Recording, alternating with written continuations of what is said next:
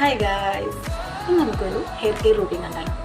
നമ്മൾ രാത്രി കിടക്കാൻ പോകുന്നതിന് മുന്നേ നമ്മളെ ഹെയർ എങ്ങനെയൊക്കെ ചെയ്യണം, അല്ലെങ്കിൽ എൻ്റെ ഒരു ഹെയർ കെയർ റൂട്ടീൻ നിങ്ങൾക്ക് കാണിച്ചാലോ ഗൈസ്.